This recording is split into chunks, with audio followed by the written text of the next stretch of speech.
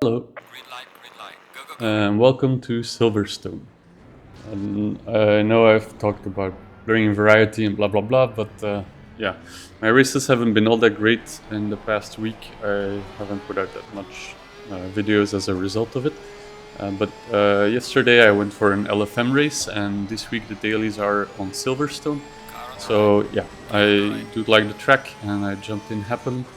And I went out for qualifying, which is always a bit of a scramble because there's only 7 minutes, and the lobbies are usually pretty full.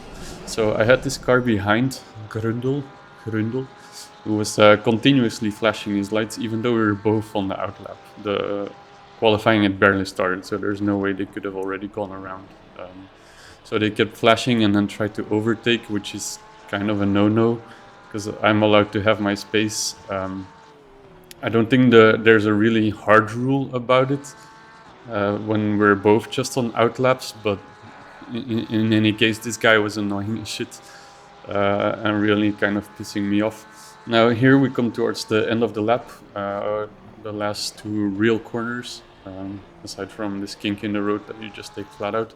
And finally they back off, which is good because you need to leave a gap in front, or you're responsible for the gap in front. If you're too close to the car in front and you're both on hot laps, or whatever the car in front, if they're on a hot lap, you're not allowed to overtake.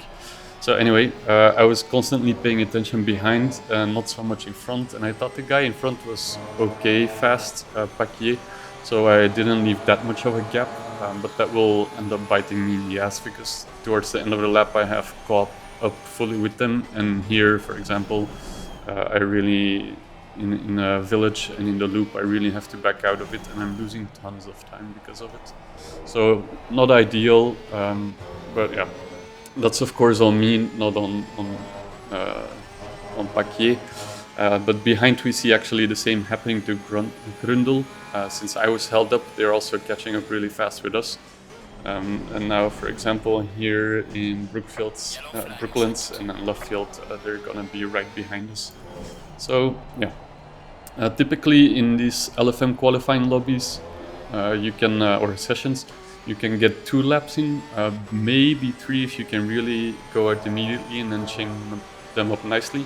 But the thing is, if I go immediately for another lap here, I will remain stuck behind Paquier if they also decide to go for another one. So I back off, and I just consider this an extra outlap. There was a decent gap behind me to Elst, so I preferred being there. And then I just let Gründel go through. And Gründel immediately went for another lap, which is an issue because it was already very close to Paquier, and Paquier turned out not to be all that fast. So I was just kind of amused and watching what was happening. And I saw that he was getting closer and closer. And then here, Paquier had a moment, they went too deep, and Gründel overtakes on when both are on a hot lap, which is not allowed. So yeah, I went into my replay afterwards and I collected the clips and I uploaded them to YouTube in the correct format to make a report. Now you can't make a report for someone else, so I just sent the link to Paquier and I told him, hey, you know what that guy did, it's not allowed. If making a clip about it is too prohibitive to file a report, here you go, got you covered, go ahead and file it. So yeah, very petty by me, but Gründel was really annoying the shit out of me. So and what he did really is against the rules, so I do hope he gets reported because I think the conduct in qualifying is really not it. Anyway, as you can see, my tires are super cooked because the temperature was 31 degrees for the air and 39 for the track, and I didn't account for that well enough. Now, that put me then on P11, I guess, or P12. In any case, not as high up as I could have been because my lap time was only a 2 minutes, 2 seconds point something, which is pretty bad for me, about 2 seconds below my personal best. And annoyingly, Gründel was quite a bit up the road, maybe P4 or so, I believe. So yeah, off we go to the start. I was hoping I could catch up with them. I was in split 2 in this one, meaning that the strength of the field wasn't all that high. And immediately at the start we see a big kerfuffle, and notably Gründel was there spinning out. And I did what was necessary to avoid, but Gründel didn't get on the brakes at all, which is also in the code of conduct that you have to the moment you're in an accident. So they didn't, and they end up spinning me out. Now I recover better from it, so yeah, it's okay-ish for me, but yeah, here we see it again. Gründel just keeps spinning. I recover after doing a 360, and then finally we see the inputs from Gründel from a top helicopter view. So here they just stay full on the throttle, which is not allowed. So I'm gonna report that as well, since I was feeling it. But anyway, I'm back on my way. I've fallen back a little bit. I'm now P15, where previously I started, I guess, P11. But then immediately a car spins out, so I'm back to P14 from that, and looking to chase down Zayek and Chansa. I don't know how to pronounce it correctly. I'm gonna go with Chansa, but yeah. I do have Elst behind, but from the get-go I'm just kind of pulling away pretty quickly, so it doesn't look like I need to worry about that, and my attention was fully in front. The pack in front was about 4 or 5 cars, yeah, 5 cars pretty close together, so they started battling pretty quickly, especially Soljanoy and Zayek in front of me.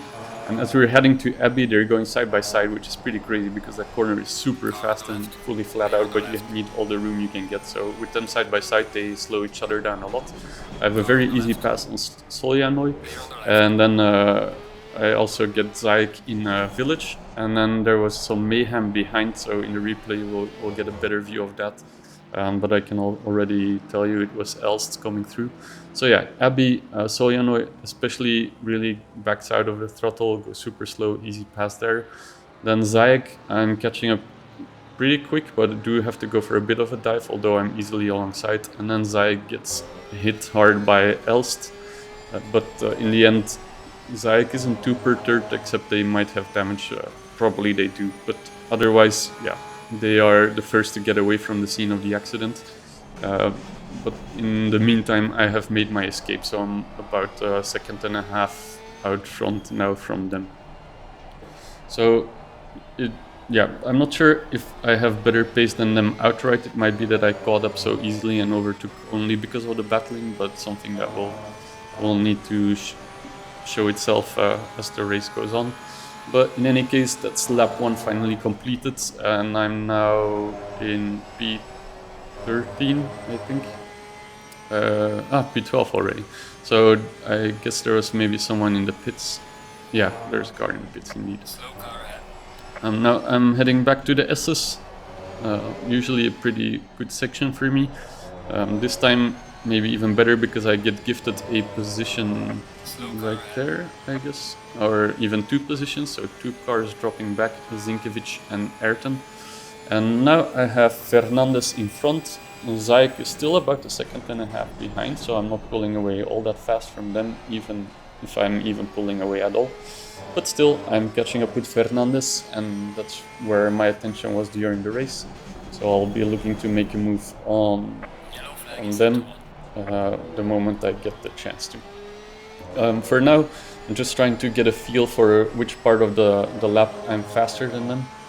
So to kind of try to figure out where might be a good spot to go for an overtake. As we headed into club, the chicane about 1 sector ago, I caught up quite heavily, and then here in village we see them taking a bit of the sausage curve, which slows them down, and also their line was already not ideal. And then in the loop they just run a little bit wide of the apex, so I'm catching up a little bit there as well. So it looks like my best shot might be in the middle sector, or potentially on this straight in the last sector if I don't get the move done, but I get close enough. Now in Brooklands I myself run a little too deep, and that doesn't give me an ideal line here in Luffield either, so not really getting anything done there. But at the end of the lap, as we close down the lap, I'm about 1 second behind, and we can check the times that they put down, which is a 2 minute 08.2, so must have had a big moment there. I guess they were one of the cars that were compromised in the S's, while I myself had a 202.3, which is definitely not great. I did solve my tire pressure issue between qualifying and the race. I got that right at least, so that was good. But my tires were still getting kind of hot, and I read somewhere I need to adjust the brake duct, so that's something I'll keep in mind for the future. So bit by bit I'm getting better at these alterations to the setup, but very slowly. But anyway, I am catching up some more. Now it shows us about half a second behind, but it will run out a bit more with the concertina effect. But then we come to the chicane again, where previously I caught up quite heavily. Now actually not so much. I think my minimum speed through the chicane was perhaps a tad slow. And also in the follow-up in club I have to back out of the throttle for just a moment to make sure I don't run wide, but I do kind of make it in the end. And then in Abbey I'm maybe a bit tentative, a bit too careful, so you can see by my delta, for example, that I was losing a bit of time there. Now interestingly, Fernandez in Village takes the sausage curb again, and then in the loop again runs wide of the apex, so that does allow me to approach a bit, as long as I'm brave enough on the throttle there. Which turns out I was. I'm now 0.7 seconds behind, which will allow me to draft a bit and catch up a bit more on straights if I can stay within that gap. So that's great for me. See, another car spun out here, so that promotes me to P9 for free. So thank you very much, Tsarek. Sorry for butchering your name. And thus we complete lap 3, and we can see that Fernandez has done a 2-minute 02.2, and I have caught up very slightly by about 2.5 tenths. So it's not much, but it's honest work. And around we go again for lap 4. Now typically the S's are a good spot for me in these Silverstone races, but on this day it didn't feel as much like that. I was kind of still looking for my line. I wasn't cutting the curbs aggressively enough, especially in the first 2 corners where you need to cut them. So that was costing me a bit of time. Towards the end of the race I will be trying to cut them more aggressively, but it won't pan out too well either. I'm not sure if I'll be showing all of that, but we'll see. But then here in Stowe's corner, again I noticed that Fernandez ran too deep. So I had fallen back a bit, but that allows me a small comeback then. And then in Vale and now Club, I'm again closer and just about within the drafting margin of 0.7 seconds.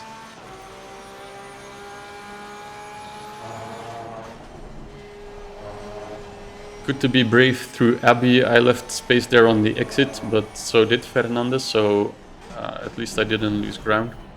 And then I have the better line across the apex in Village. This time though they fixed that issue for themselves in the loop, but I'm following through as well on the apex, so at least they don't run away from me there. And once more on the Wellington straights, I'm pretty close behind, within the 1 second margin, but not nearly close enough to really do anything. In Brooklands though I have the much better line, which also gives me a wider entry on Luffield, so that was really good for me, and now I'm finally right on their gearbox. So it took a couple of laps to get there, but now is the time to make hay and to get something done. So my plan here is to really stick with them through the S's, and I was kind of hoping to put the Bonanza special on them. If you've watched my previous videos, you'll know that I was overtaking a lot of cars coming out of the S's and then on the straight following that, and then into Stowe's corner just by virtue of having a better exit on the last part of the S's. So I'm trying to be brave here, cutting the curbs a bit better already. Still not ideal, especially this last one I kind of whiff it.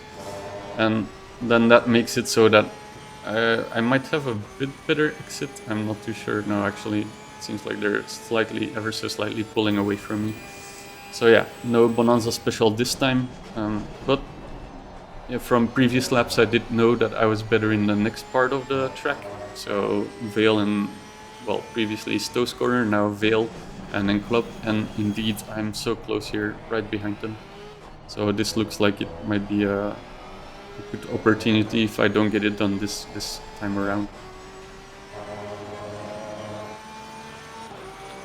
as we had to head to Abbey, I still want to maintain this small gap, so I'm being as brave as I dare.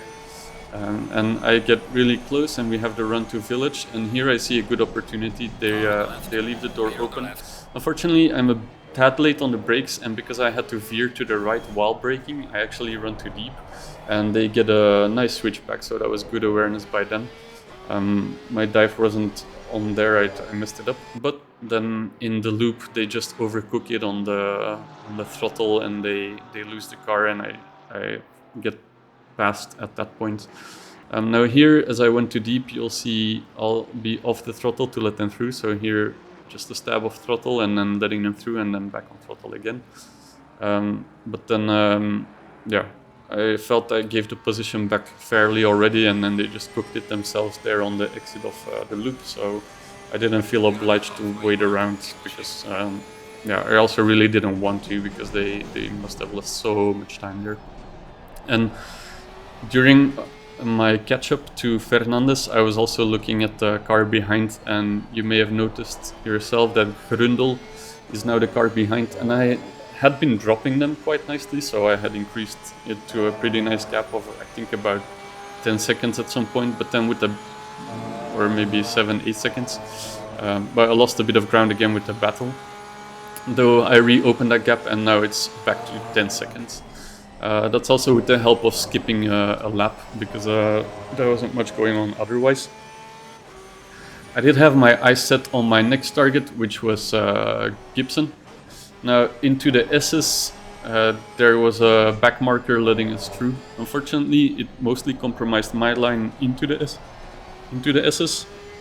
But then at the end of the sequence, Gibson messed up quite heavily, and this allowed me to come really close and get into that draft margin of 0.7 seconds. So I'm catching up very heavily to Stowe's corner. Not enough for a Bonanza special again, but I can, you know, make a bit of a threatening move on the inside, and they mess up. I don't know if it's the result of it, but could be the pressure, and that allows me to come really close. I even have to back out of the throttle on exit of Stowe's corner, but I'm still fast enough and close enough behind that I can then make a move on the inside into Vale. And yeah, that gets the job done. I'm past Gibson and now in P7. So here we see, I think they saw me going for the inside and they moved there maybe a bit too fast, or got off the brakes too fast. So they went wide in Stowe's, and then coming back to the track, I was already very close behind. So yeah, easy move through. They do have a bit of a better line through the chicane, but it doesn't really matter, because on this next section it's basically impossible to pass unless your opponent messes up super heavily. Now here I did mess up a little in Abbey, so I went not hard enough on the brakes, ran a bit wide and had to wait quite long to get on the throttle. So even though I had immediately a bit of a gap to Gibson, they are right back on my bumper. And I have to be mindful of possibly having to defend. Now in the loop, I'm not entirely sure what happened there, but instantly I pull another gap. So now a second and a half in front again, and that gives me some breathing room. And to Brooklands we come. Pretty good line for me. Could have maybe opened Luffield a bit more on the entry, but not too bad. And then a little slow to get on the throttle here, out of Luffield. But again, not too bad. I'm about 8 tenths up on my personal best, so the 202.8, but that's with a big battle with Gibson, or you know, having to put the overtake and back out and so on. So also Elst blocking the road. Now out of Cops I have to catch a big slide, so I'm already 7 tenths up, or 8-9 tenths now up on my delta going into the S's, which is really bad. Then I have more instability in the S's. I was trying to, you know, make up for lost time, and I just ended up making things worse. So I'm 1.2 seconds behind on my delta, which is, yeah, just so bad. And this allows Gibson to come back and is now only about 1 second behind, even though I had pulled a bigger gap before. I wanted to open up the gap again here in Stowe's corner, but once more I just run a bit too deep, and I think at this point my tires were just dropping off. So they're very close behind, and I opt to take a defensive line into Vale, because I figured they might be trying to go for a dive there, just by how they were posturing the car. We can see it better in the replay though. So Stowe's corner, I missed the apex and it takes me a long time to slow down the car enough and to get back on the throttle. They're super close behind and they're not sticking to the outside immediately, so I figured maybe they're thinking about making a move on the inside. Eventually they do move over to, but might be a reaction because of me taking to the middle of the road as just a defensive measure. This does make it so that my line through the chicane isn't ideal, but not much doing from there because this next section, once again, yeah, no real chance of passing unless I mess up super heavily. So on we go.